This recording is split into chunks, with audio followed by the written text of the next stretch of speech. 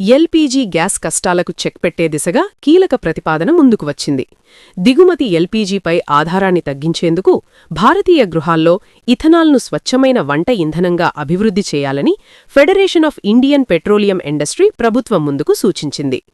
All India డిస్టిల్లర్స్ association సమావేశంలో ఎఫ్ఐపిఐ director RS Ravi మాట్లాడుతూ, ethanol ఆధారిత వంట స్టవ్లపై ఇప్పటికే పరిశోధనలు జరుగుతున్నాయని తెలిపారు.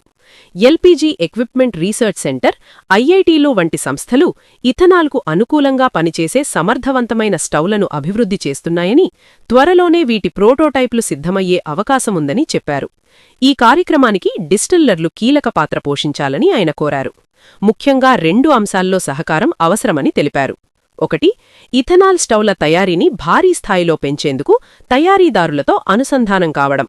2. ఇథనాల్ను నేరుగా గృహాలకు చేరవేసే బలమైన సరఫరా వ్యవస్థను అభివృద్ధి చేయడం.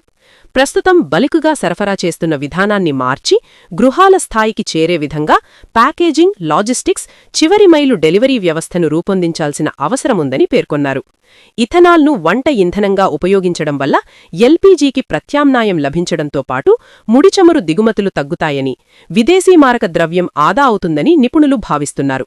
అదేవిధంగా ఉద్గారాలు తగ్గి పర్యావరణానికి మేలు జరుగుతుందని, రైతులకు అదనపు ఆదాయం లభించే అవకాశముందని తెలిపారు. ఇప్పటికే పెట్రోల్లో 20% ఇథనాల్ మిశ్రమాన్ని విజయవంతంగా అమలు చేసిన నేపథ్యంలో వంట ఇంధనంగా కూడా ఇథనాల్ వినియోగం సాధ్యమవుతుందని అధికారులు ఆశాభావం వ్యక్తం చేస్తున్నారు. గ్రామీణ, పట్టణ ప్రాంతాల్లో ఎల్పీజీకి ప్రత్యామ్నాయంగా లేదా అదనంగా ఇథనాల్ స్టవ్లు ఉపయోగకరంగా మారవచ్చని పరిశోధనా సంస్థలు అభిప్రాయపడుతున్నాయి. ఇందుకు చమురు పరిశ్రమ, డిస్టిల్లర్లు, తయారీదారులు కలిసి పనిచేస్తే త్వరలోనే ఇథనాల్ ఆధారిత వంట వ్యవస్థ దేశంలో ఆచరణలోకి వచ్చే అవకాశముందని తెలిపారు.